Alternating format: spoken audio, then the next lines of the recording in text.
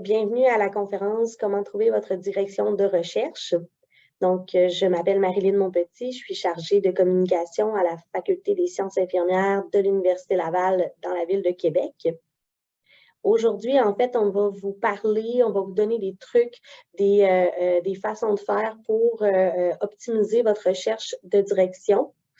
Et j'ai trois ambassadeurs des cycles supérieurs à la FSI qui sont avec nous aujourd'hui pour justement vous parler de leur expérience, faire un témoignage sur comment ils ont fait. Alors, comme je disais, moi-même, chargée de communication. Ensuite, au doctorat en sciences infirmières, j'ai Atem Laroussi et Malek Amiri. Et au doctorat en santé communautaire avec nous, j'ai Willy Onema. Et à titre, si on a des questions plus pointues, donc j'ai une personne ressource aussi qui est avec nous aujourd'hui, c'est Andréane Martel, qui est conseillère à la gestion des études pour les maîtrises et pour le doctorat en santé communautaire. Alors, je continue en vous parlant en fait des programmes qui nécessitent d'avoir une direction de recherche. Donc, en fait, au deuxième cycle, à la Faculté des sciences infirmières, les maîtrises en sciences infirmières au niveau de la recherche. Donc, on a la maîtrise recherche avec mémoire, qui à ce moment-là nécessite d'avoir une direction de recherche. Et il y a la maîtrise professionnelle avec stage. Je l'ai mis dans la catégorie parce qu'en fait, c'est nécessaire d'avoir un conseiller ou une conseillère pour cette maîtrise-là. Aujourd'hui, on ne s'attardera pas sur la recherche spécifique de conseiller ou conseillère, mais les étapes sont sensiblement les mêmes au niveau de la recherche de votre personne ressource. Ensuite, on a deux programmes au troisième cycle, donc bien représentés aujourd'hui par les ambassadeurs. Alors, on a le doctorat en sciences infirmières et le doctorat en santé communautaire. Donc, pour ces deux doctorats, c'est nécessaire d'avoir une direction de recherche pour entamer vos études. Donc, sur le site web, sur notre site web là, à la faculté, fsi.ulaval.ca, direction-recherche, vous allez trouver un guide bien détaillé qui vous donne différentes étapes à faire, différents liens pour justement trouver des thématiques de recherche, par exemple. Alors, c'est vraiment un outil, un beau guide à suivre pour vous aider dans cette recherche. Donc, c'est à quel moment qu'il faut justement l'avoir trouvé, la fameuse direction de recherche. Pour les études doctorales, c'est au moment du dépôt de votre demande d'admission. Même chose à partir de l'automne 2023. Tu me corrigeras, Andréane, si jamais s'il y a quoi que ce soit, mais à partir de l'automne 2023, pour les maîtrises recherche avec mémoire, ça va être au moment du dépôt de votre demande d'admission aussi. Les maîtrises professionnelles avec stage, vous devez plutôt trouver un conseiller ou une conseillère au plus tard après à l'obtention de 12 crédits. Donc, habituellement, c'est une session là, de justement 12 crédits de votre programme. Alors, c'est les différents moments, à quel moment il faut trouver une direction de recherche. Ensuite, pour ce qui est justement là, de trouver la direction de recherche. Donc, sur la même page web, comme je vous disais, vous allez avoir l'information sur quand la trouver et voici les étapes pour vous aider. Donc, on souhaite vous rappeler l'importance de trouver la bonne direction de recherche, la bonne directrice, le bon directeur de recherche pour votre projet. C'est une relation qui s'échelonne souvent sur plusieurs années. Donc, c'est une étape qui ne doit pas être prise à la légère et c'est vraiment une grande étape dans votre cheminement scolaire. Alors, de façon générale, les étapes sont les suivantes. Donc, pour identifier les professeurs, vous avez plusieurs façons de le faire. Donc, de réfléchir à vos champs d'intérêt, vos sujets de prédilection, justement à votre plan de carrière. Sur le site que je vous parlais là, pour la direction de recherche, donc de parcourir la liste des thématiques de recherche. Donc, vous avez là, différentes thématiques de recherche qui sont possibles justement d'être étudiées à la FSI et vous allez trouver celles qui vous intéressent davantage et voir les membres du corps professoral qui s'y intéressent aussi. Donc, vous pouvez chercher par thématique de recherche ou bien aller voir directement la liste des membres du corps professoral de la faculté et voir sur lesquels ils travaillent, quelles sont leurs affiliations de recherche en consultant leur profil. Donc, à ce moment-là, ça vous donne une idée, là, un peu en cherchant de découvrir vos intérêts et de découvrir les personnes qui ont le même intérêt que vous. Il y a aussi des publications récentes qui sont faites, des mémoires et des thèses publiées sous la direction, justement, sous la direction des membres du corps professoral. Et il y a une section aussi que vous pouvez regarder qui est de découvrir en fait les professeurs qui sont en quête d'étudiants justement pour de s'intégrer à leur projet de recherche. Donc, il y a vraiment une section là, en cliquant sur cette section-là, là, vous allez avoir toute la liste là, des différents professeurs qui s'intéressent à intégrer des étudiants dans leur projet. Ensuite, pour la prise de contact, donc, une des recommandations importantes, c'est de communiquer avec un nombre restreint de professeurs et d'y aller d'une façon personnalisée. Donc, vous devez y inclure, entre autres, les raisons pour lesquelles vous souhaitez collaborer avec elle ou lui, votre parcours, vos intérêts de recherche, s'il y a lieu, une ébauche de votre projet en lien avec le champ d'expertise. Donc, vraiment de mettre beaucoup d'informations et surtout, comme on disait, de le faire de façon personnalisée. Parce qu'un courriel générique envoyé à beaucoup, beaucoup de monde peut tomber justement dans l'oubli, malheureusement. Alors, ensuite, ce qu'on vous demande de joindre à l'envoi pour vous aider dans votre recherche, c'est un curriculum vitae, en faisant état de vos réalisations, de vos publications scientifiques, expériences en laboratoire, etc. Donc, toute expérience que vous avez qui pourrait être bénéfique, justement, à votre candidature, votre dossier scolaire, une lettre de motivation et 1 à 2 lettres de recommandation. Et bien sûr, si vous avez obtenu du financement, c'est important de l'indiquer. Donc, vous pouvez ajouter le type, le montant, la durée.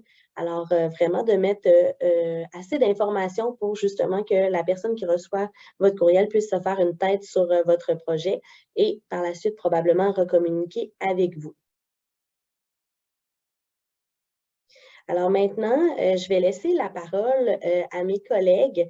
Donc, je vais fermer le PowerPoint. Je vais laisser la parole à mes 3 collègues au doctorat qui vont vous parler de leur expérience à eux, surtout vraiment là, de façon personnelle sur comment ils ont trouvé leur direction de recherche. Donc, je peux laisser la parole en premier à Thème. OK, merci beaucoup. Donc, je me présente d'abord. Mon nom, c'est Atem Laroussi. Donc, je suis un étudiant au doctorat en sciences infirmières. Donc, je viens de la Tunisie. Donc, j'ai fait mon parcours de recherche d'un directeur de thèse dès la Tunisie. Donc, c'est à distance, comme la plupart d'entre vous. Donc, moi, je m'intéresse au développement des interventions infirmières pour accompagner les personnes vivant avec le VIH et vieillissant avec le VIH pour assurer un vieillissement réussi. Je suis sous la direction de Marie-Soleil Hardy et Clémence Dallaire. Juste pour partager mon expérience, comment j'ai fait. Quand j'étais en Tunisie, donc la première des choses, comme l'a expliqué Marilyn, donc j'ai essayé d'aller sur le site de l'université, donc voir la liste des profs. Et moi, j'avais une idée dans ma tête, c'est quoi le sujet que je m'intéresse. Moi, à l'époque, c'était tout ce qui est vieillissement, VIH et tout. Donc, je suis allé voir quels sont les profs qui travaillent sur les thématiques de vieillissement, maladies chroniques. Et je suis allé les contacter.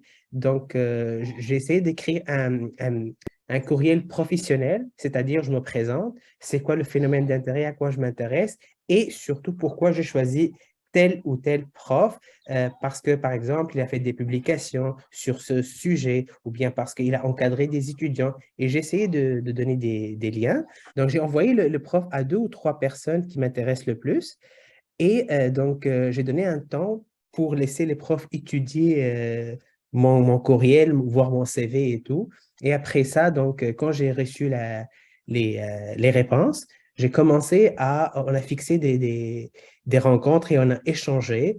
Et c'était vraiment très aidant parce que j'ai compris, le prof, il a une telle perspective de travail, il demande telle chose, donc, et moi, j'ai une perspective et une idée dans ma tête. Et cet échange, il m'a permis de fixer, je travaille avec, par exemple, ma directrice présentement parce que le doctorat, c'est vraiment un projet de vie. Donc, c'est pour ça, donc, il faut vraiment avoir une bonne entente avec la directrice. Et moi, j'avais ce déclic avec ma directrice dès le début.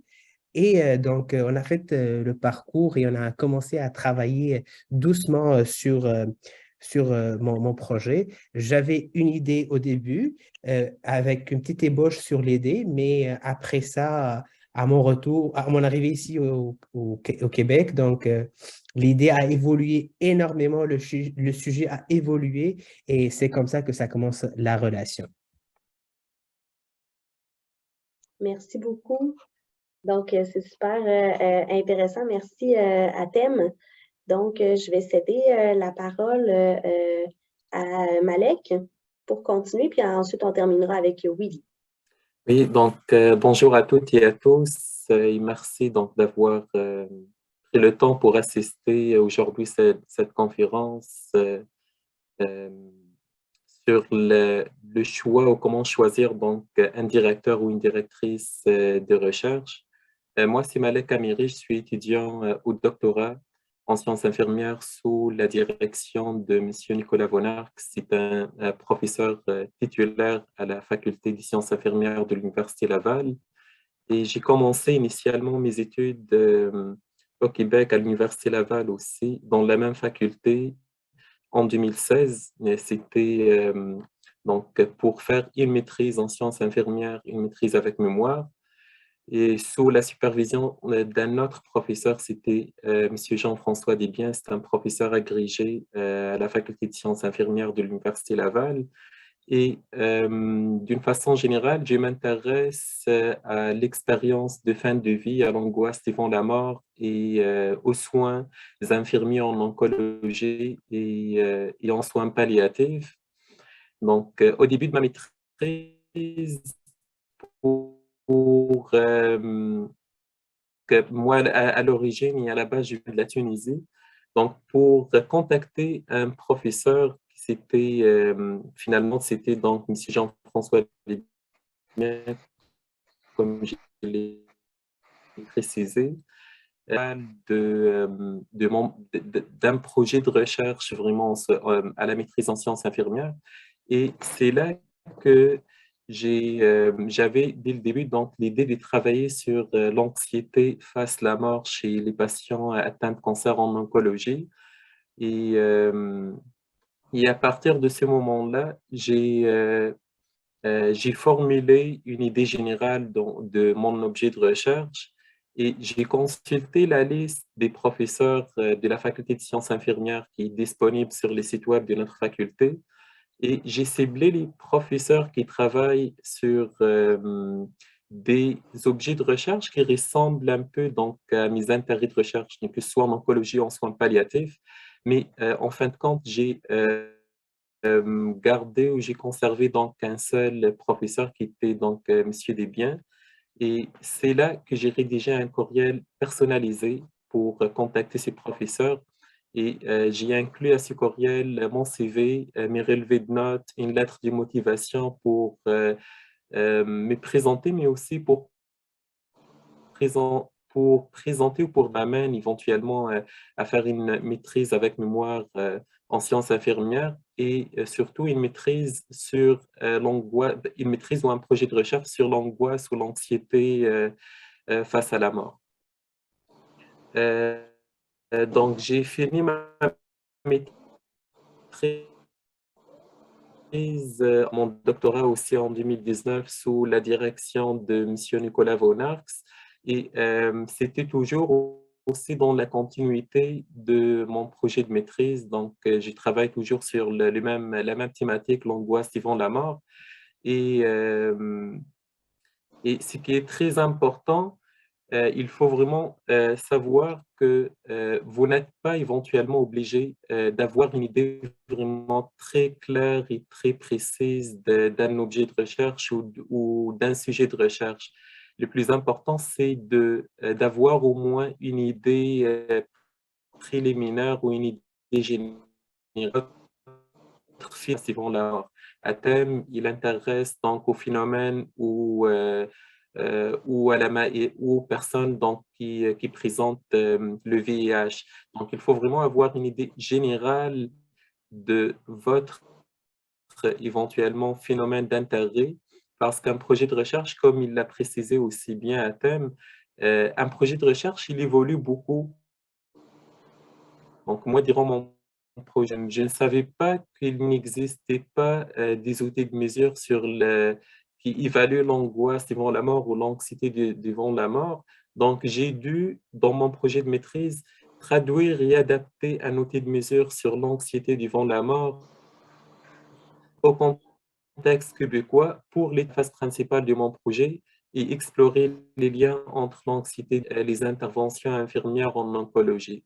Donc, tout ça pour vous rassurer. Donc, un projet de recherche, il évolue constamment, même jusqu'à la fin d'un projet, que ce soit de maîtrise ou de doctorat.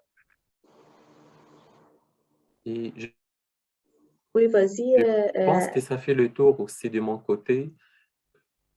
Parfait. Merci beaucoup, Malek. Donc, je vais laisser la parole à Willy. Je crois par contre que sa caméra semble avoir des petits problèmes techniques, donc ça va seulement être audio. Donc, je te laisse la parole, Willy. Ok, merci beaucoup, Marlène, pour la parole.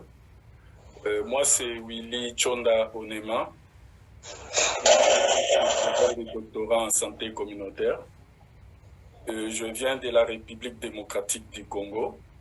S'il faut partager mon expérience, comment j'ai trouvé ma directrice de recherche, je pourrais dire ça en quelques mots.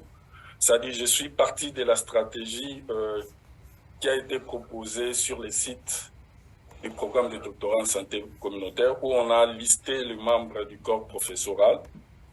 Et j'ai eu le temps de parcourir la biographie de tous les profs. C'est ça la démarche que je fais pour voir un peu qu'est-ce qu'ils font. Et là, je me suis appesanti beaucoup plus sur la liste de leurs recherches. Donc, j'ai commencé à lire les recherches de chaque prof. Et à l'issue de cet exercice, ça m'a pris vraiment du temps. J'ai identifié 3 professeurs dont leur champ d'intérêt m'intéressait parce qu'au pays, j'ai travaillé déjà dans les domaines de santé publique. Et j'ai travaillé plus dans les recherches qui ont lié en promotion de la santé dans les domaines de planification familiale, le VIH-Sida, la lutte contre les maladies diarrhéiques chez les enfants de moins de 5 ans, paludisme. Donc, bref, c'était vraiment dans le domaine de la promotion de la santé. Alors, j'ai identifié 2 ou 3 professeurs qui sont en santé communautaire, mais leur domaine d'intérêt, c'est plus sur la promotion de la santé. Et l'étape suivante, j'ai essayé un peu de concevoir une lettre de motivation. Et là, je fais ça, c'est comme une carte postale. C'est-à-dire, il faut savoir se vendre. C'est ce que moi, j'ai compris comme stratégie. Il faut savoir se vendre. Donc, j'ai conçu ma lettre de motivation en mettant en exergue tout ce que je savais faire par rapport à la recherche. Et essayant aussi de relever mon parcours académique et mon parcours professionnel, parce que c'est très important. Et à l'issue de ça, j'ai contacté 3 professeurs. J'ai eu les feedbacks ou les retours de 2 professeurs. Et un des profs n'avait pas répondu, mais les 2 profs, un des profs m'a dit qu'il est déjà, comment dirais-je, surchargé avec d'autres étudiants. Mais ma directrice actuelle qui m'a accepté, elle a accepté en me demandant de m'intégrer par rapport à sa posture des recherches. Parce qu'en matière de recherche, chaque professeur a sa posture épistémologique, c'est-à-dire soit il est dans une démarche plus quantitative ou qualitative. Et ma directrice de recherche est le plus dans une démarche de recherche participative où on fait la promotion ou les recours plus aux approches qualitatives. Et moi, par rapport à mon projet, j'avais proposé des approches mixtes, c'est-à-dire quantitatives et qualitatives. Et nous avons eu des échanges. Elle m'a dit, si tu peux t'aligner par rapport à ma perspective, ça serait intéressant. Et j'ai dit, OK, ça va, je vais expérimenter aussi les approches participatives des recherches au niveau de la communauté. Et du coup, elle a accepté. Et puis, elle m'a dit, dès que tu arrives au Québec, parce que je devais arriver 2 jours avant la rentrée, elle m'a dit, dès que tu arrives, 2 semaines après ta présence au Québec, tu me contactes. Elle m'a donné le numéro de son bureau.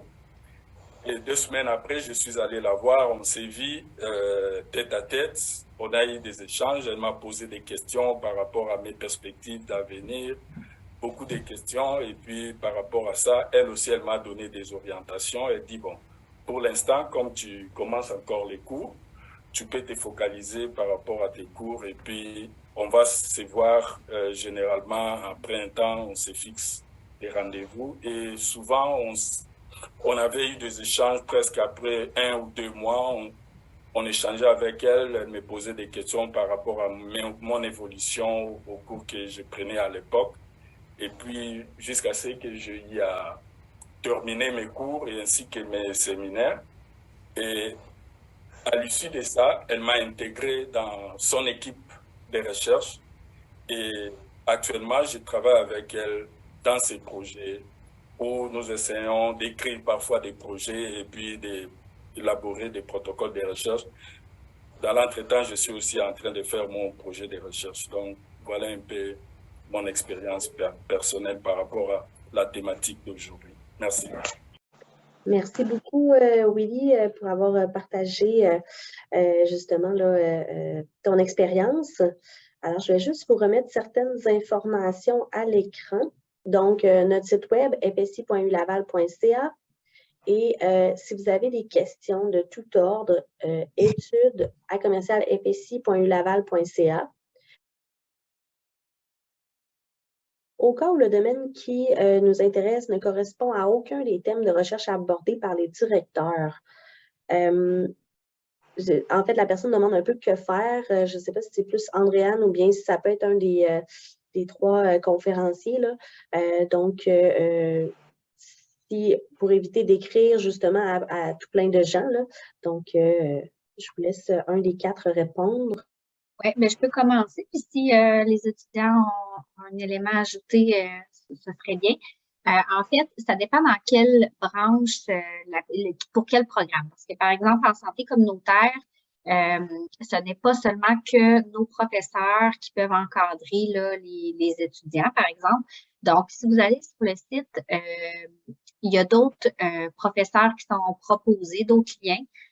Par exemple, ça peut être des enseignants de sciences sociales, faculté des sciences d'administration, pardon. Donc, tous les professeurs de l'université sont habilités à encadrer les étudiants là, au doctorat. Donc, vous n'êtes pas confiné à choisir ou du moins solliciter des enseignants de notre faculté. Il faut vraiment que ce soit justement orienté vers votre sujet. Là. Super, merci.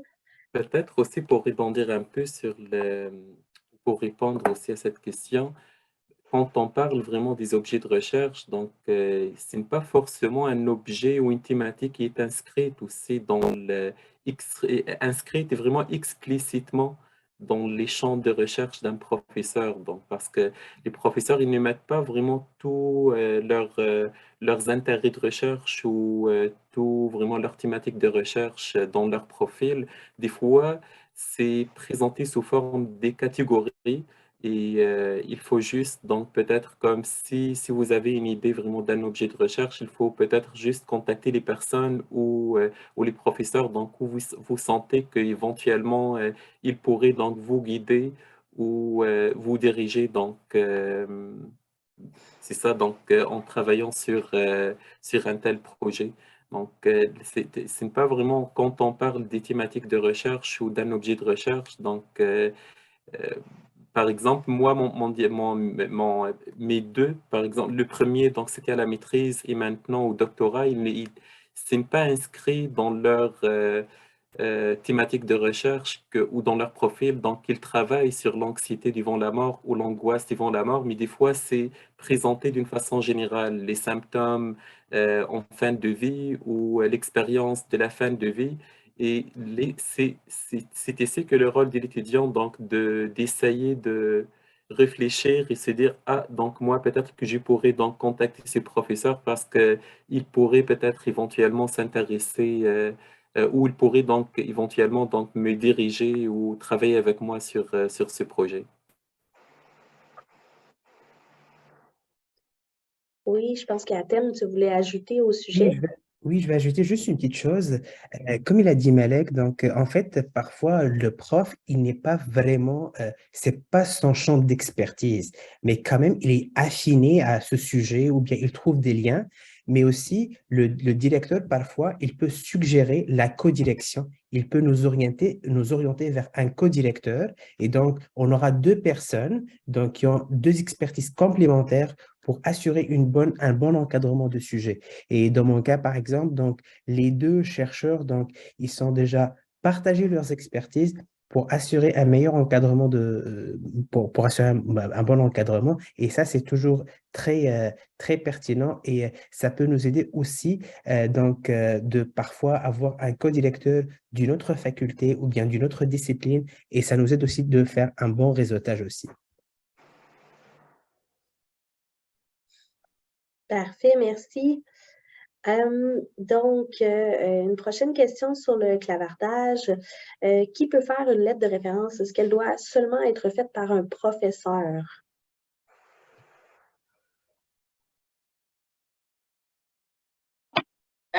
Je peux, je peux tenter une réponse. Donc, en fait, si on doit parler, là, j'imagine qu'on parle des lettres d'appréciation, là, les 3 lettres à fournir dans le dossier d'admission.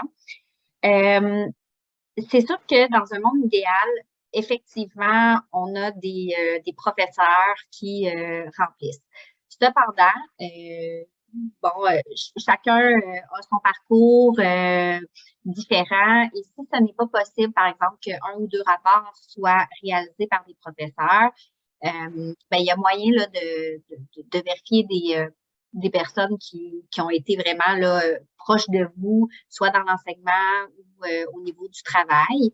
Donc, il y a moyen là, d'élargir un petit peu là, ce critère-là dans l'optique où ce n'est pas possible, là, que ce soit des professeurs. Bonjour à tous. Bonjour. Oui, je me présente. Moi, c'est Arzika Abdelmoumouni. Je suis ingénieur en génie civil et j'aimerais poursuivre mes études en doctorat également. Donc, j'ai déjà eu dans ma recherche d'encadreur, j'ai déjà eu à contacter des enseignants, des professeurs. Donc, combien de temps ça a pris avant que les enseignants répondent? Et au cas où ils n'ont pas répondu, jusqu'à combien de temps on doit faire pour les relancer un peu? Et si on doit les relancer aussi, ben, qu'est-ce qu'on peut dire pour ne pas les importuner? Un peu quelque chose du genre. Voilà un peu. Merci. Je ne sais pas si Atem, Malek ou Lisa, vous avez eu ce genre de choses dans votre démarche là, qui pourraient conseiller. Oui, parfois, généralement, quand on voit un courriel, il faut quand même donner du temps parce qu'on sait très bien d'abord, les profs, ils sont tellement débordés, donc ils reçoivent un nombre important de courriels par jour. Donc, moi dans ma situation, moi, ça m'a pris, pour avoir une réponse, ça a pris, je pense, 2 semaines donc, pour avoir une réponse. Mais aussi, parfois, quand je n'ai pas reçu, par exemple, une réponse, j'ai relancé la personne une deuxième fois, mais si je n'ai pas de retour, c'est que probablement la personne n'est pas intéressée. Le deuxième point qui est super intéressant, c'est que quand on contacte un prof, il faut prendre en considération aussi parfois, il y a des congés, il y a les périodes des fêtes, il y a toutes ces choses-là Et ça peut vraiment retarder les réponses à cause de toutes les congés qui viennent avec et tout. Donc, vraiment, il faut prendre toutes les choses en considération. Merci beaucoup pour la réponse. Pour rajouter un petit point, c'est important aussi d'envoyer le courriel donc à la bonne personne, donc d'utiliser la bonne adresse courriel parce que parfois les étudiants s'y trompent d'une personne plutôt que d'envoyer le courriel à un professeur, donc ils peuvent l'envoyer à un professeur, à un étudiant ou à une autre personne aussi qui travaille à la faculté, mais ce n'est pas vraiment la bonne personne, donc qui est vraiment comme visé finalement par le courriel ou par la sollicitation. Donc, c'est important d'aller vraiment voir les noms des professeurs et peut-être copier l'adresse courriel du professeur, donc ciblé ou visé, et la coller donc directement dans votre courriel pour vous assurer aussi donc de ne pas perdre beaucoup de temps par exemple 3 ou 4 semaines sans avoir une réponse et vous vous rendez compte finalement que vous n'avez pas envoyé le courriel à la bonne personne. Oui, Atem, tu peux prendre la parole. Oui, j'ai juste une petite précision. Quand on voit un courriel, surtout au prof, généralement dans la partie objet de courriel, on doit préciser vraiment notre objectif. Parfois, on a une tendance d'envoyer le courriel n'est pas assez précis. Parfois, on mentionne juste bonjour ou information. Et les profs, généralement, s'ils connaissent pas la personne et tout, donc généralement, ils vont pas voir ou bien s'intéresser avec tout le nombre de spams qu'on reçoit. Donc, il faut vraiment préciser que c'est demande d'encadrement ou bien demande de supervision pour que le prof vraiment puisse aller lire ton courriel et avoir les détails sur ta demande. Merci. Vous avez une question concernant l'ébauche du projet de Je pourrais recherche. peut-être, j'ai compris sa question, c'est Ah, par parfait. rapport au résumé aussi, peut-être à joindre au courriel pour contacter un professeur. Donc, je pense que ça serait important vraiment euh, vous n'êtes pas vraiment demandé d'envoyer vraiment une revue de littérature exhaustive ou très détaillée ou non, vraiment juste une petite problématique, quelques lignes, euh, l'idée générale vraiment du projet, une contextualisation générale et peut-être aussi finalement donc de déterminer ou cibler aussi les limites au niveau des connaissances, par exemple en disant que jusqu'à maintenant il n'existe pas d'études par exemple sur tel phénomène ou tel projet et c'est pour cette raison donc c'est pour cette raison donc que je m'intéresse à étudier tel phénomène ou à explorer tel phénomène et formuler donc votre objectif ou but de recherche.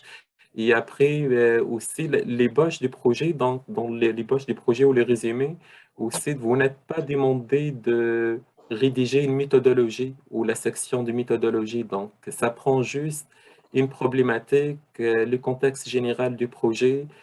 Si vous avez un peu de littérature, oui, pourquoi pas, mais vous n'êtes pas vraiment demandé de faire une recherche très poussée ou très développée.